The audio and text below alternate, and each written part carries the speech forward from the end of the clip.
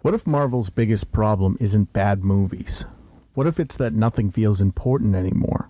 Avengers Doomsday isn't just another superhero movie. It's either the reset button or the beginning of the end. Welcome back to Catalyst Corner. I'm Evan. I'm Jim. We talk pop culture, fandoms, and the business behind them. Not all hype, not all hate, just honest takes. We run a small creative business, so we're not just fans, we're watching how the machine actually works. Let's get into the breakdown. So we're about 10 months out from Avengers Doomsday, and we're getting a lot of leaks. Yep. Is this movie... Well, before we get into that, I mean, ever since Avengers Endgame, you know, Marvel... Tony Stark isn't the only thing they lost, right? Sure. They've lost the gravity of their movies. They've lost a big chunk of the fan base. We're seeing multiverse fatigue. There's too many Disney Plus shows. There's not really a clear central threat. We have characters that are being introduced without any cohesion. And a lot of the consequences just don't stick. Right. So Doomsday, at least in my opinion, Doomsday has to make things matter again. Yes, absolutely. So, I mean, is this how you save Marvel? Well, I think that it depends. It depends on what the choices they make after Doomsday / Secret Wars happens, right? Ultimately, it's if this is to be a restart of the franchise, then it has the potential to survive. If this is just, you know, Deadpool and Wolverine, where it's an outlier and it goes right back to the formulaic way that they've been doing things, then that's all it's going to be, is an outlier, and Marvel will soon be dead after that. So I agree. I don't think that. So it's kind of twofold, right? If Doomsday fails, I think we're done. If Doomsday succeeds, I think you have a lot of work to do after Doomsday to, you know, kind of bring people back into the fold. So it's not like this is a magic cure-all that they're going to be able to apply, because like you just said, if that was the case, then Deadpool and Wolverine would have reset the fan base, brought the people back in, and it didn't. People showed up for Deadpool and Wolverine and dipped out again. Yep. So they're running a very, you know, it's interesting because Disney is kind of in a flux right now where they have a change of leadership, and, you know, this is a bit, I think it's the only play, but it's a big gamble. Sure. I mean, the good news for them is that next up on the docket is Spider-Man, and even though, you know, it's a Sony-produced film, it's still in the MCU. Right. It's their biggest character. More than likely, it's going to be a win. Right. So you're going to get to Doomsday on a win, right? There's going to be you can rejuvenate the fan base by a really good Spider-Man movie, and that potentially could bring people back for Doomsday, because there is interest in Doomsday. There definitely is interest, because people want to know what you're going to do, right? Well, we wouldn't be getting the leaks that we're getting if people weren't interested. Right. It's just, I think that everybody is, like, you know, unlike Star Wars where people just aren't invested, Marvel still has people like, you know, you can turn this ship around. It is possible. You just have a few tweaks, and it sounds like maybe we're going to get that. People have that curiosity, right? They're looking out of the corner of their eye. They're not back yet, but they're looking at it, and they're like, I can come back, maybe. Give me a little bit more. I'm there. Yeah, I think it's a cautious sort of optimism. What I think is kind of interesting is, you know, we've basically seen within the course of a 5-year span, all goodwill for superhero movies have basically deteriorated. And that's even through DC too. Sure, that's not absolutely. to say that DC is victim, is blameless in that. But, I do see, and the people that I'm talking to are kind of cautiously circling Doomsday. There's a lot of interest. Clearly, there's going to be a lot of nostalgia. I mean, you bring back the Russo brothers. You're bringing back essentially everyone that mattered in the MCU. So, I think it's a a ray of light in an otherwise dark sort of time for the superhero genre. Yeah, I think that I think that, well, put it to you this way, I don't think that Kevin Feige, because I don't feel that Kevin Feige has any creativity whatsoever. What I think Kevin Feige is hearing are the people around him kind of telling him, you really fucked this up. And right. we'll give you the reins. Yeah, we'll help you fix it, but you can't. You have to listen. Right, you have to listen, and you're gonna have to cede some of that, some of your power, because your ideas suck, and if you want this thing back on track, you really have to just be, you're gonna have your name on the big screen. Just step away. Take your win. Take the wins. You don't really have anything to do with it, but you'll pretend you do. And fine, right, whatever. And no one's going to call you on that right, either. Exactly. So, before I get into the next part of this segment, I mean, obviously, through Phase 3, we kind of had Thanos as the overarching villain, right? And, from the get-go, at least from Avengers onward, right? He was teased as, Thanos is coming, and we built up to that point, and then ultimately we had Infinity War and Endgame, right? But you had Loki, right? So you had a strong villain, and then you had the presence of a stronger one behind him, right? So you always had an actual. You had a threat and a bigger threat, right? Right. And now you have none of that. Right. So then we get into Phase 4, Phase 5, Phase 6, and, the idea was going to be that Kang was going to be the villain. And I think the biggest missteps with Kang could have worked. Sure. But I think the biggest missteps with Kang were, you introduced him in a TV series, which is a foolish play. Sure. If he's going to be the cinematic universe villain, you introduce him at the end credits.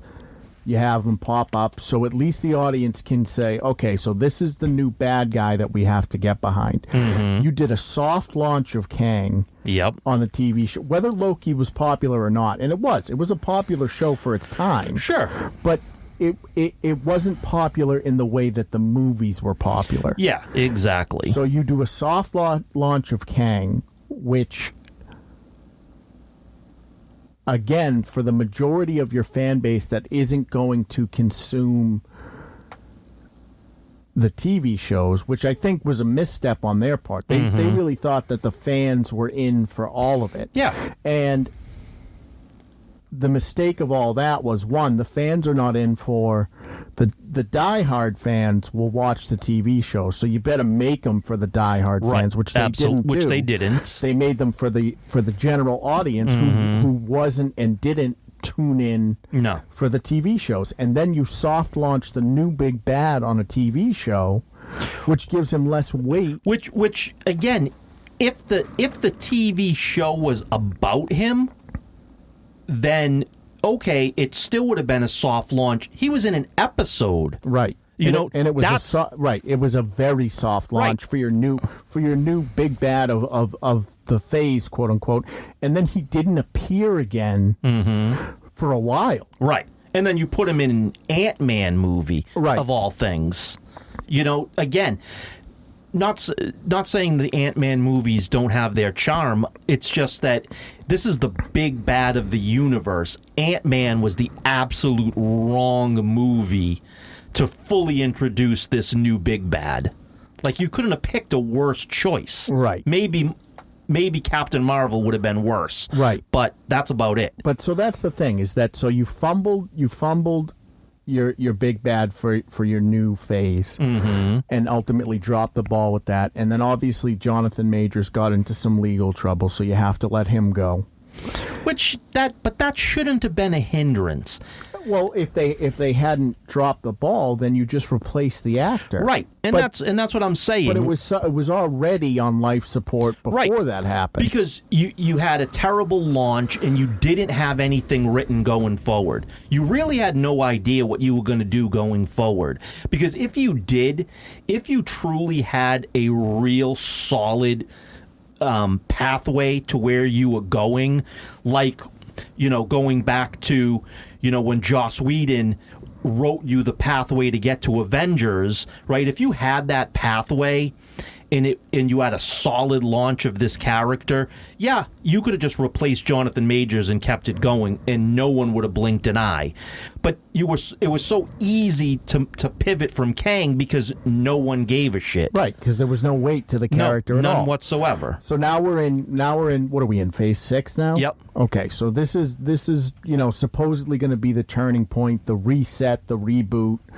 And I think where Doom, obviously Doom is going to be the big bad for this. Sure, for these two movies. I was under the impression it was going to be Galactus, but obviously that's not the case. No, he'll be back down the road at some point. Sure, but I mean, I thought I figured they were going to do another extraterrestrial threat, but it seems like they're going with at least Doom for these two movies. Right. Now, having Robert Downey Jr. play Doom is a very dangerous decision, because if you're Doom can't be a joke. No. He can't be quirky. No. He can't be Tony Stark light. He has to be the exact opposite of Tony Stark. Right. He has to be. You can bring the intelligence there, but he's not a funny guy. He's not lighthearted. He's not quirky. He's not quippy. None of that. None of that. So what Marvel has to do is they have to give us a Doom that does not feel like Tony Stark 2.0. And I think that's going to really be the hinge on whether Doomsday is a success or a failure. Yeah. And, again, it's a matter of, is this Victor Von Doom or is this Tony Stark, right? Meaning, there is talk that Robert Downey Jr. is only going to be Doom for these two movies, and then there will be someone else cast as Doom going forward. So is this a means to an end to get Tony Stark back? And this is really a variant of Tony Stark as Doom, right? But not Victor Von Doom. And then eventually we're going to get Victor Von Doom down the road with someone else. Or is this supposed to be actual Victor Von Doom, which in that case he has to be, like you just said, a polar opposite of Tony Stark completely. Right, because I think ultimately, another interesting point is that the marketing really hasn't picked up for this at all yet. No. And we can get into that a little bit later, but I think honestly, people are, the expectation right now is that either we're getting a true Doom, in which case it can't be Tony Stark. And I would even argue that even if it is a variant of Tony Stark, I don't want a quippy No. No. But if you're playing it a little bit lighter because there is a real Doom lurking, and so you have to differentiate the two. So the actual Doctor Doom is coming. So this one is a little bit lighter. I'm okay with that because this is just a Tony Stark variant, but he still has to be serious. He still has to be reminiscent of Doctor Doom. He's supposed to be the threat exactly. for these next two movies. So I want to feel like he's a threat. Right. And we've seen shades of Tony get serious. In Civil War and everything, sure. There were moments. So it's not that that Downey can't do it. Oh, he certainly can. I think another thing that and I think this is going to be important. I think they need to pick a core team and stick with it. Oh yes, most definitely. I think it's something that they've been very wishy-washy about over phase 4 and 5. Well, but that goes back to the point of the characters have failed. And so they can't...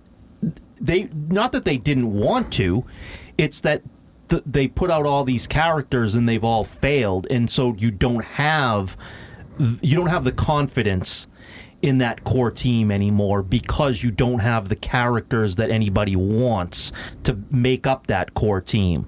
So you have to reestablish who you want as that core team that the fans are actually going to accept as such. And I think that's going to be tricky because, again, there's a lot of them are starting to age out. Mm-hmm. And the ones that aren't maybe aged out are going to be looking for that payday. Sure. So, what do you do? Who do you pick for a core team? I mean, Spider-Man. I think to be perfectly honest, I think you pivot away from it completely. Well, who do you... You go X-Men. You focus solely on X-Men. Solely on X-Men for the next 5 to 10 years. Yeah, but that's a lot of saturation of X-Men. Yeah, but and I'm not saying exclusive, right? I'm not saying exclusive, but but I would put them more as the core, and I wouldn't do Avengers. You know what I mean? Like, you have all those other heroes. You start to break out the X-Men and maybe do solo movies, things like that, and then ultimately what your Avenger-esque movie would be kind of like an X-Men movie. I think that, ultimately, I would after Secret Wars, you're going into the mutant saga, right? So ultimately, my path is X-Men versus Avengers. That's what I'm going towards. I'm building towards X-Men versus Avengers. That's the big one. Right, that's the big one. So in the next 5 to 10 years, that's how I'm building it up. I'm building out the X-Men. I'm building out who the Avengers might be eventually down the road to form that core team. So we're talking about a fully new set of actors playing the X-Men? Yeah, well, to me personally, I think that with Secret Wars, I think 90% of the heroes should be new actors. What that would give you the opportunity to do is really flesh out X-Men. Right. You could tell a Wolverine story. You could tell a Jean Grey story. You could tell maybe a Cyclops, and and really get us invested in those characters. Give us sort of a bookend of a X-Men team up sort of thing, and then ultimately further down the road, give us an X-Men versus Avengers. Yeah, look, I don't necessarily want another Fantastic Four movie, but again, you're going to get one, right? So you're going to get another Fantastic Four movie. You're going to get another Doctor Strange movie. You're going to get another Thor movie. You're going to get all these other heroes, right? You're going to get another Black Panther movie, right? So again, and I truly believe that come Black Panther 3, there will be T'Challa. There's no doubt in my mind there will be a T'Challa. I'd be surprised if there wasn't at least rumblings of it. Right. And so I think what you do is I think that you start to go back and you have a new Iron Man, a new Captain America, a new Black Panther. I think you go back to the core heroes but they're new. They're new from different universes, right? With new younger actors playing them, right? So and then they have to reestablish themselves. Right, it's a fresh coat of paint on already established heroes, and then you have to earn the audience's approval. Yeah, through your struggles. Like I don't mind if you want to keep, like, say, Chris Hemsworth as Thor, right? Sure, and you could have some anchor points. And so Chris Hemsworth is now with a new Tony Stark and a new Steve Rogers that he doesn't know, that he has to learn to get to know and have that same friendship like he used to. But these are not the people he knows. These are new iterations of them. And that's what I think that Secret Wars can do for you, is allow you the ability to recast all these the mainline heroes with younger, fresher actors and establish them. At the same time, establish the X-Men and all the characters that you're going to put as part of the X-Men, and all of them are going to be redone. I don't want to see, like, again, if you want to, because I truly believe all the X-Men are dying in Doomsday. I truly believe the Fox X-Men are going to be dead. That kind of brings me to the next point is, this is a real opportunity for them to do an emotional reset, because there's going to be, whether we like it or not, there's going to be multiverse shenanigans. Sure, right? Of course there is. In this. And a perfect example is No Way Home, right?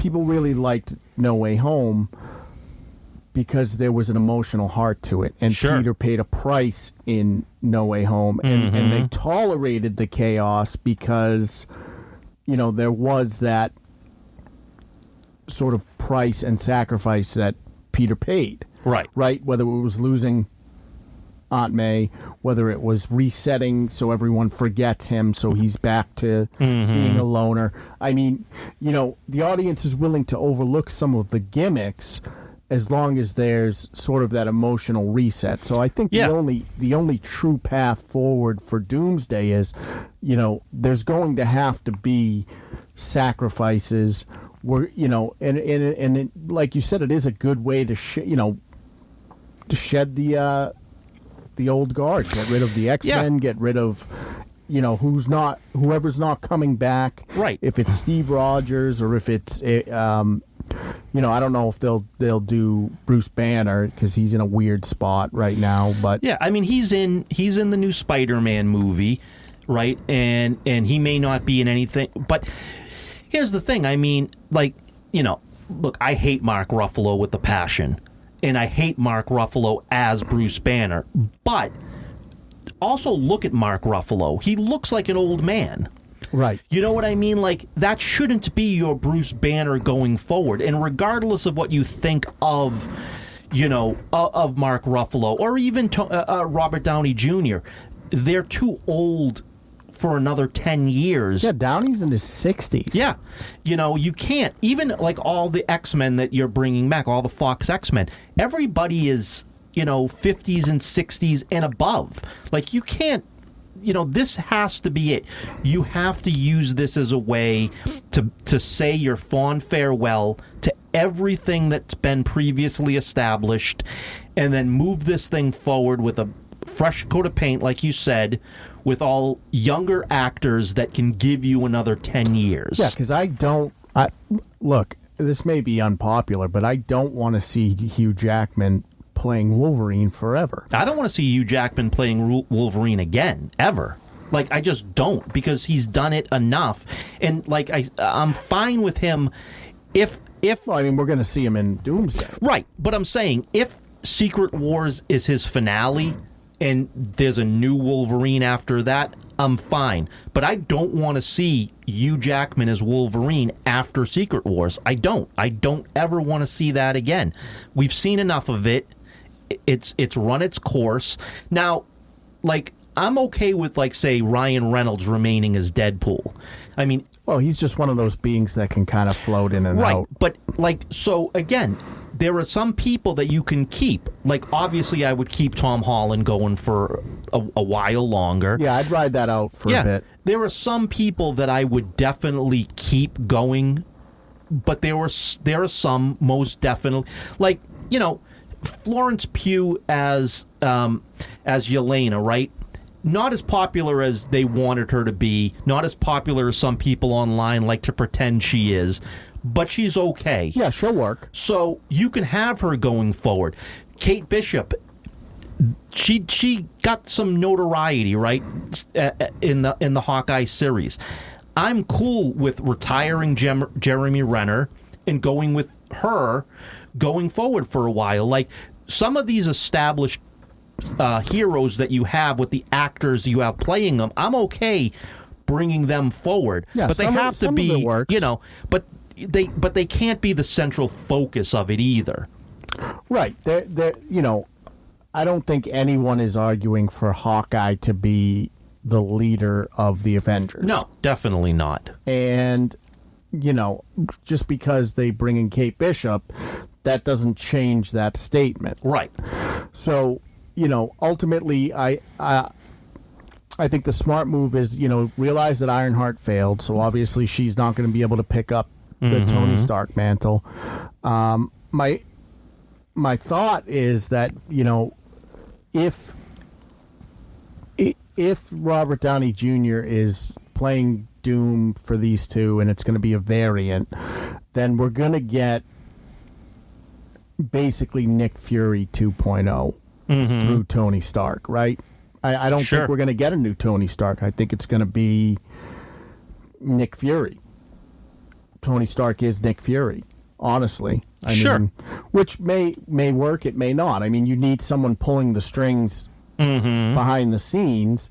It won't require him to do as much work, and, you know, even though he's getting up there, well, he's the leader now, right? Very, very akin to, you know, like old Batman. Sure. Things like that.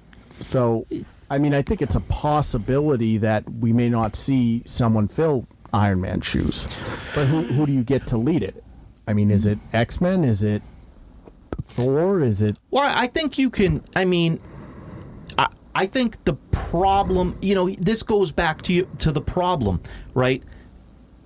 Captain America is Steve Rogers, and Steve Rogers is Captain America, right? You are never going to get Sam Wilson ever to be recognized at that level. No, people like Sam as Falcon. So you need Steve Rogers, Captain America. And that's a point I want to make, is nobody dislikes Sam Wilson. No. As Falcon. Absolutely. Very popular. But nobody likes Sam Wilson in the comics as Captain America. No. And nobody likes Sam Wilson as Captain America in the movie. No. And it's proven, right? We have all the data we need. You can't argue the fact. You can argue it from an idiotic, stupid point of view. You can't argue it factually. So, with that being said, if you know, you don't have to have Chris Evans come back as Captain America. No, but you need Steve Rogers to come back as Captain America and be the leader going forward. Now, another thing I want to say about sort of this emotional reset that they're planning for at the end of Secret Wars is you don't just get to kill these characters off and walk away either, though. There has to be, going forward, some sense of loss. Sure. Because if you reset, if the movie ends and everything just resets, then you've told the audience nothing matters. Sure. So there has to be, you know, that's sort of another thing I think was kind of missing through Phase 5, is that, you know, after Endgame, you know, you had Spider-Man, right? And you had sort of the weight of Tony Stark dying in Spider-Man, and then it's just we never acknowledge it again. Yeah, and the problem with it is that the multiverse allows you to make everything that preceded it go away. That's the danger of the multiverse. The multiverse gives you the ability to kill somebody and then have that person be back the next day, right. just as a variant. There's no weight in any of the sacrifice at that point. There's none. And I think that's sort of the danger that Doomsday is treading too, is that even if we do bring Tony Stark back, then like what was the point of sacrificing him in the first place? Well, but see, that's the thing, right? The multiverse wasn't happening at the time that occurred, right? So we didn't know. So the weight of it at the time it happened was tremendous. Now, all of a sudden, when you come to find out, oh, by the way, there are an infinite number of Tony Starks that exist out there, you know, the one that happens to be of this universe made an ultimate sacrifice. But there are other Tony Starks out there that can come into this universe now and replace them, and that's the thing. So the weight of it was meaningful at the time, but then after that happened and you introduced the multiverse and what the multiverse is, all the weight of those things disappeared. Yeah, I think it's just one of those things that, you know, it's very hard to hit those emotional beats. Even in Spider-Man to a degree, when you have 3 Spider-Man on the screen. Because it's like, okay, so, I mean, if one dies, we can fill his shoes with another one pretty easily. Right. And, you know, the emotional beats are really what hold the audience. Mm-hmm. So, you know, I think ultimately... And this is the thing, is that throughout media we've seen multiple properties pull this multiverse shit. Sure. And it does. It takes a lot of the emotionality out of losing characters, the danger of losing characters, the danger of long-term repercussions of things happening off the table. So, you know, my hope is that whatever they end up doing, one, it closes the multiverse for good. It needs for that good. Has to like happen. That has to. That's number one priority. I'm very much not opposed to telling how DC does it with like Elsewhere stories. If you want to tell us a story from a different universe that's contained in its own universe, no problem. Well, because the beats will matter for that universe. Well, so I mean, if you know, let's say in Secret Wars, right? Andrew Garfield is a part of it, right? Yeah. And at the end of Secret Wars, he goes back to his universe, and the multiverse gets closed off.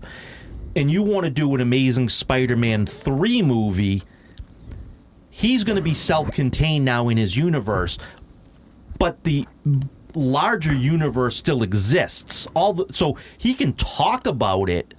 He can talk about all those other heroes, right, and experiences, but they're not going to be there. They can't come there at all. He's only going to deal with people that are in his specific. Now there could be, you know, he could be talking about, you know, whomever, a Doctor Doom, and a Doctor Doom could show up in his universe. But it has to be his Doctor Doom. Right, it's only his Doctor Doom. Right. So I think the smart play would be to close the portal, right? So you can no longer travel between universes. Right. And then if you have an idea for a story that isn't gonna work mainstream, tell it as a universe B, tell it as a universe C story, and keep it contained in that universe. Take your win, because it'll, you know, again, it's less complicated.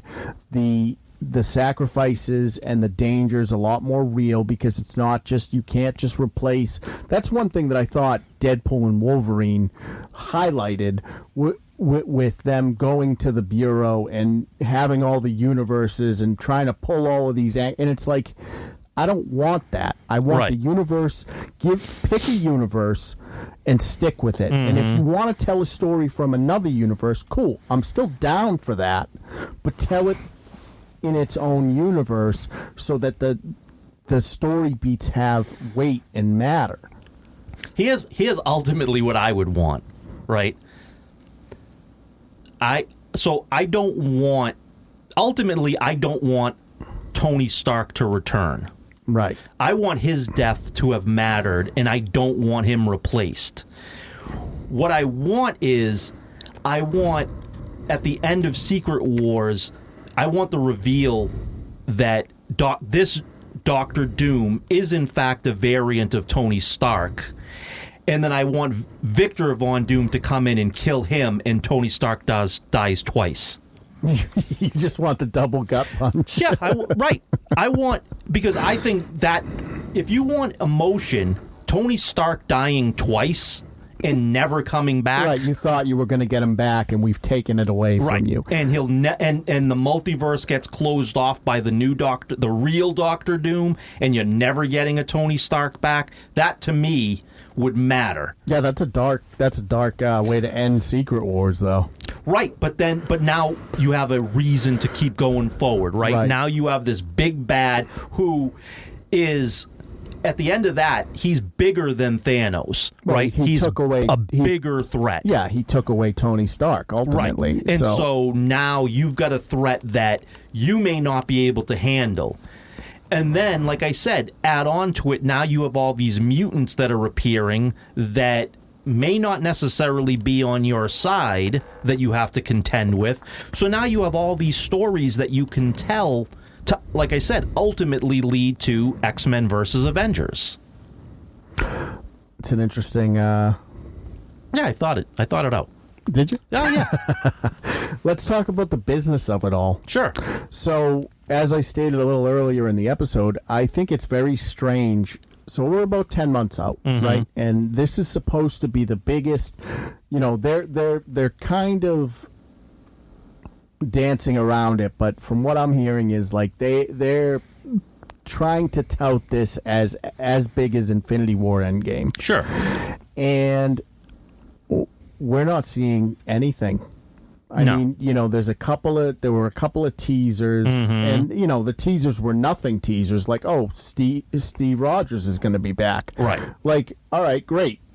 The original announcement was a bunch of empty fucking chairs, and we haven't gotten anything. I mean, my assumption would be, probably either Christopher Nolan's Odyssey, maybe we'll see a teaser, or maybe Spider-Man will see a teaser, but yeah, you've got to start ramping up the marketing for this. Yeah, I think they don't want to step on Spider-Man's toes, and I think that's probably why it's light right now, because they want to they don't want to overshadow that. We're not really getting anything from Spider-Man either, and that's coming out in the summertime. Right. I mean, that's 4 months away? Yeah, I think that'll start ramping up soon. I would be surprised if we don't see anything in March. Yeah, I would be very surprised. But I think that might be the strategy there, is they don't want to overshadow Spider-Man because they need that to be a big success. And they don't want anybody to be looking past it saying, you're not really putting much effort into Spider-Man, therefore, we're going to just wait for Doomsday. I think they really want everybody to come out for Spider-Man and hope that's reigniting the fan base, which, again, that's the only character that you have a real shot at doing that with. The other thing is, from a marketing standpoint, is I think we need clear marketing, too. I think you need to tell us what is going on, because we're all sitting in the dark. We're getting leaks. Who knows if the leaks are true or not? Right. And we need clear marketing on what this is going to be. We need a defined villain. Yes. Yeah. I think if it's going to be a tonal shift, you need to address that as well. Hey, this is going to be a little darker. Yep. And ultimately, I think this is already, locked in. Less homework. Yes. There should be no homework to walk into this movie at this point, right? No. And if I'm smart, I'm playing this like our audience hasn't seen anything besides Endgame and the Spider-Man movies. Everything else, we're leaving it at the door. If you show up to Doomsday, it's just like walking out of Endgame and the year later we got Doomsday for Right. you. So there needs to be less homework required, you know. And I don't know if Miss Marvel's going to show up in Doomsday. I assume she might. There are everybody that's a hero that's been established will show up. And that's fine, but her part needs to be minimal. Because very minimal. If you give her, and I like the actress, and she seems like a nice person. Miss Marvel was not a critical success, but if you give her an important role, that requires the audience to have done homework. Right. And I think that, if you give her a critical role, that also sends a message, not a message that you want. Because again, there's nothing that would necessitate her to have a critical role. So if you give her a critical role, it's just kind of pushing the same thing that you've been trying to do with this character for a very long time, through the video games, through comics, through these shows and movies. You're just putting a character in there that you want to promote, that you don't have an actual reason why she would have to have a critical role, because she wouldn't. Well, it's twofold, right? It's that fact, and then it's also the fact that unless you watch 6 Disney Plus shows, you're going to have no fucking idea. Sure, that too. So, I just hope that there's enough sense over at the House of Mouse to realize those 2 points and go, the reason the audience dipped off, we can't. We can't force homework on the audience because they're not going to do it. Yes. The other thing I think they need to get right with is this doesn't need to be... It's more important that this is a good movie that gets the audience back on board than it is a financial blowout.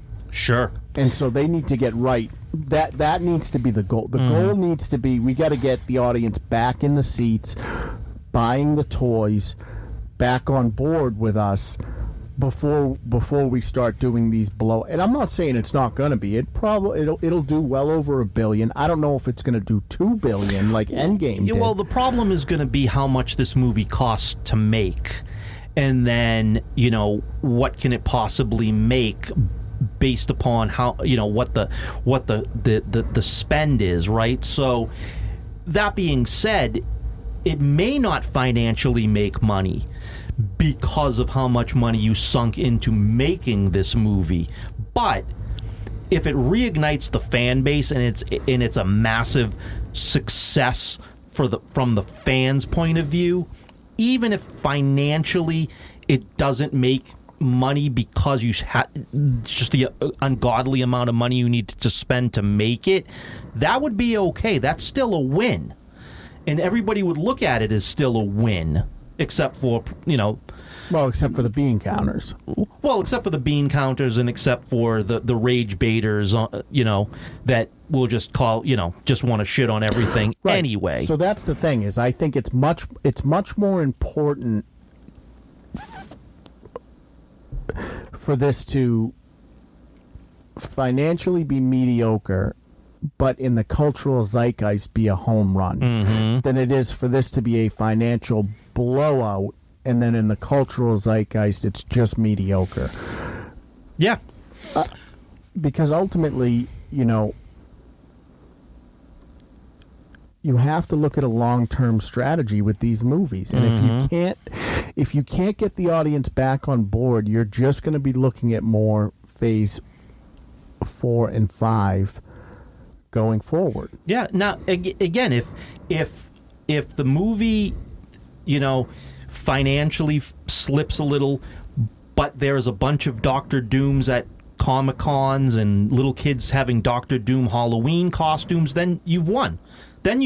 Right. Because now at least you're on the path to the ascent again. Right, because now you're back in pop culture, where people are actually caring about your product. And right now they don't. They don't care about your product. They don't care about your characters. Not to the levels of Endgame. Right. So, you're always going to have people that are going to dress up as Spider-Man. Like that's a different thing. But you're not getting anybody that's the B and C tier characters. Like, you're not getting any of that. I would even go further than that. I mean, so last year, we did the circuit of Comic Cons, and you don't see a lot of Iron Man. You don't see a lot of Thor. No, you don't see Captain America. You don't see any of the mainline heroes. Not anymore. Not in a very long time, because they're not a part of, like you just said, they're not part of the zeitgeist anymore.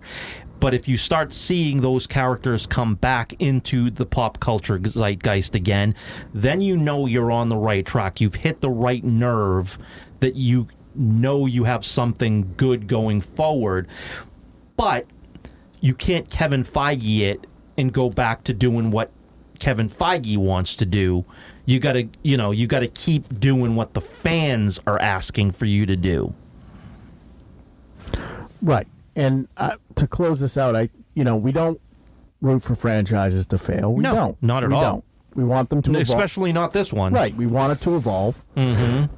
And if Marvel wants to be on top of, again, Doomsday can't just be good. It has to matter. Right. All right. Let's hit off the cuff. Okay. You want to go first, or you want me to throw mine? All right. I think if things keep going the way that they're going, superhero movies are going to be akin to Westerns. Mm-hmm. So basically, in the 60s, right, Westerns were... That's all you had. They were what superhero movies are today, right? And I think that if things keep going the way they're going, you're going to see... I don't think superhero movies are going to go away. No. I just think they're going to be niche. They'll be back to what they used to be, which is... Well, maybe a little... Right. You'll still get them, and there'll still be some good ones, but you're not going to get nearly what... You're not going to get even half of what you're currently getting. Well, I think that's the path we're on right now. I agree. And that's not a path I want to be on. No. I'd like to see superhero movies sort of stay in, maybe not to the degree that they are, maybe back off a little bit. But yeah. I like superhero movies. Oh, yeah, absolutely. No, I think that we have, again, if you want to just stick to go back to your A-listers, right? Because we're at the D and F level characters in Marvel. We're past beating a dead horse at this point. We got to go back to A-listers if it's going to continue to matter, for sure. Yeah. So that's my off the cuff. Okay. I think if we stay on this path, superheroes movies are headed the way of the Western. Yep. What do you got? Mine is, you cannot have any conversation on X that is of critical thinking whatsoever. When whatever the subject is, people take one side or the other. And if you try to talk kind of down the middle and try to give pros and cons, you cannot get to any engagement. No, there's no public discourse on it is X. It is strictly, I like it or I hate it. And the people that agree with you are going to agree with you, and the people that disagree are going to disagree. And even if you try to engage the people that disagree and give your point of view, there is no critical thinking. There is no, let me re-examine based upon what you just said, and we can have an actual adult conversation. It's nope, you're a fucking idiot. You don't know what the fuck you're talking about. Fuck off. And it's like, really? Like that's how you behave? Like, you can't have any differing opinion whatsoever? I think a lot of that is mimicked from YouTube, though. Sure. A lot of it is mimicked from YouTube because there are certain YouTube creators that deal in rage bait, and whether something is good or not, they're going to shit on it. If it's against, like a perfect example, right, is I played that game at the beginning of last year, South of Midnight. Yep, I remember. Yep. That's made by a small studio. It was woman-led. Your main character's a black female. I thought it was a great fucking game, right? Yep. And a lot of the gaming YouTubers that do the rage bait stuff came on and said it's woke garbage. And it's like, but it's not woke garbage. You're playing as a female, trying to get her mom back. There wasn't a male character first that she's overtaken and is better than. This is an original character. They weren't shitting on men, like. Yeah, but the thing is, but you make money off of being that person. Right, I understand why they do it. No. But what I'm saying is, these aren't those people. Right, but it's just them. They consume that content, right? And then it just bleeds into their opinions on Twitter. I don't need to have a reason. Right. Why I watched the video. The guy said it sucks. I think it sucks. If you don't think it sucks, you're a fucking idiot. Right, but I don't know, again, I don't know that what their opinions are genuine, or it's because this is how they've monetized themselves, right? And this is the character that they've created on YouTube, therefore they're going to continue down that path. But I don't think most of the opinions are genuine, because again, I played the game, right? But they get money for being who they are.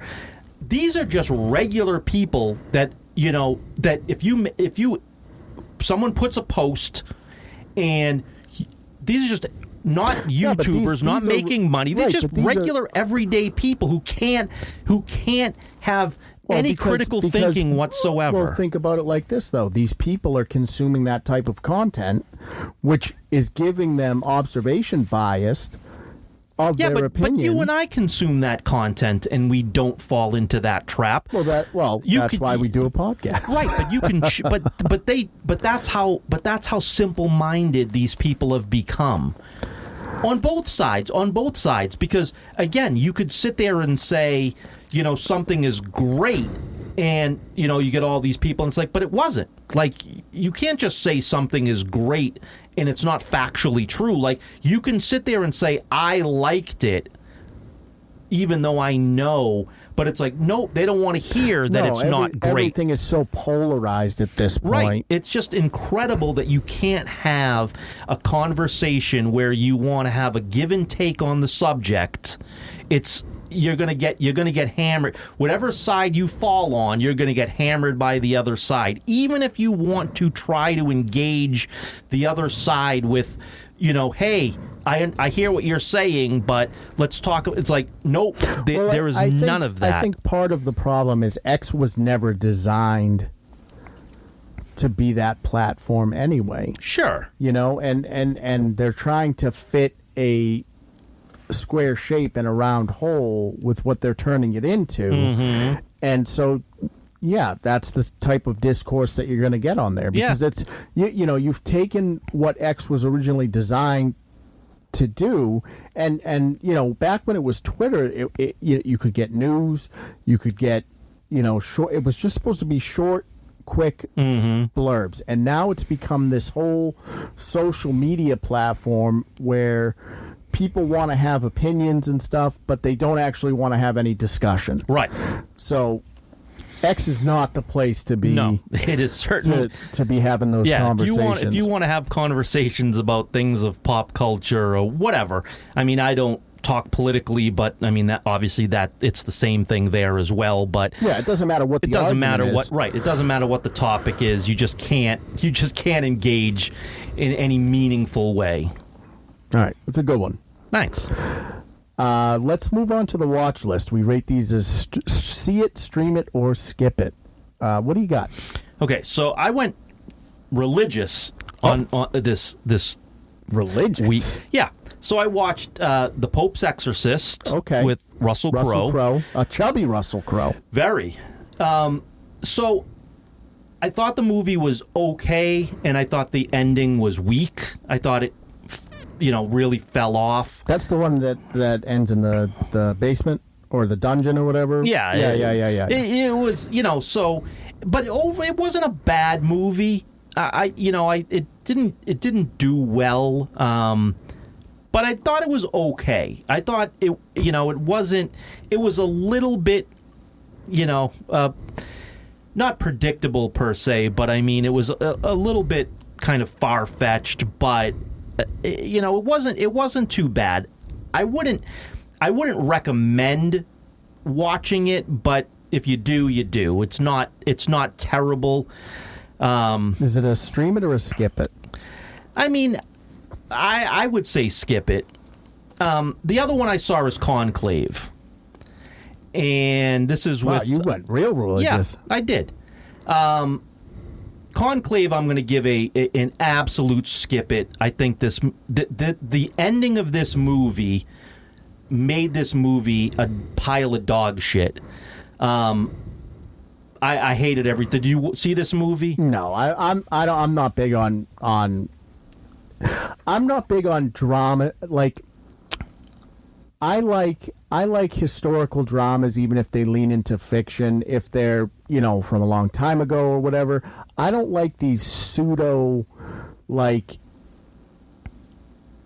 historical dramas where it could happen type of thing. So, like, I don't buy into that shit because I just think it hits too close to home. Yeah, they made the ending for the modern audience. Well, that's the problem I have with it is that especially with something like a Conclave, right? Mm-hmm. If you want to play that out and play it out how it would happen in reality, yeah, all right, I get it. Like you're just telling a hyper stylized sort of docudrama. Mm-hmm. But when you start making, that's why I don't watch those type of films, because when you start taking creative choices in something that happens to this day, right, you lose me. Yeah, I mean this movie was somewhat interesting. Then the ending, the message punched you right in the face. And this movie, to me, is absolute garbage. I would skip this one.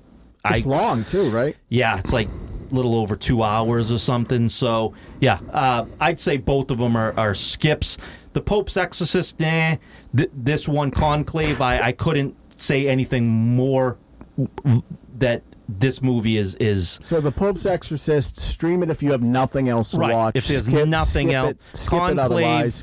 Conclave, skip. Yeah, absolutely. All right, I only got one this week. Okay. I watched Send Help. Okay.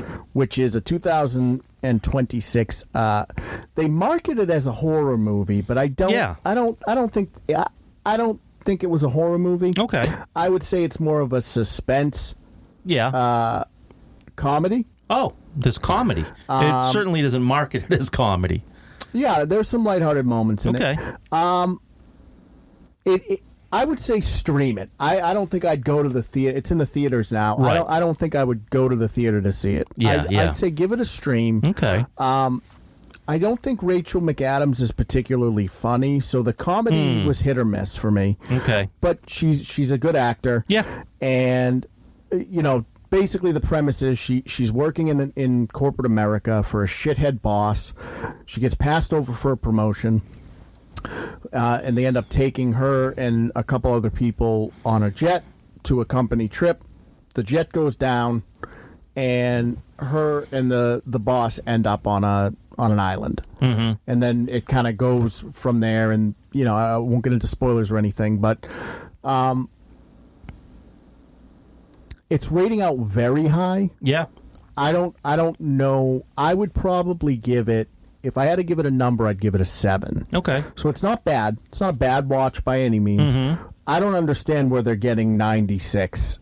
Okay. Or because it's not. It's just not that. Sure. But I would say stream it. I don't think I would pay $18 to go to the movies to go see that. But and it's not horror. Like it's suspense at best. Okay. Not bad, not revolutionary or anything. So yeah, that's what I got for the watch list. Okay. All right. So let's do the pulse. Well, the pulse is when we ask the audience a question. If Avengers Doomsday fails, is that it for Marvel as the dominant force? Let us know in the comments. Mm-hmm. All right, and that wraps up this episode of The Corner. Nice. Jim, as always, thanks for coming on. Absolutely. What What do you got going on? I got working on some pages. I have up on Webtoon. I have a web comic that I'd like to get into print at some point that we maybe can hand out at some cons. But comic by the name of Greetings from Seabrook. I got a couple of pages that I'm finishing up that will be out probably in a week or so. Oh, looking forward to that. It's good. I like the premise you took thanks. with that. You guys know where we're at. CatalystCrafting.com is the main website. Catalyst Creations NH is the Etsy store. Follow us on all of our social media platforms. It's one click for you, but it really helps us out. Yep. It really helps boost the message, and it lets corporate know that the little guys can actually do something. Right. We're going to be at New England Comic Con in Boxborough, Massachusetts on March 14th through the 16th. So if you're in the New England area and you want to come down and get some cool shit, head on down to that. It's a cheap con. They got the Galaxy Quest reunion coming up. So that should be a fun time. And let us know what you think about the Pulse. Is Avengers Doomsday fails? Is that the end for Marvel? All right. We'll catch you guys on the next one.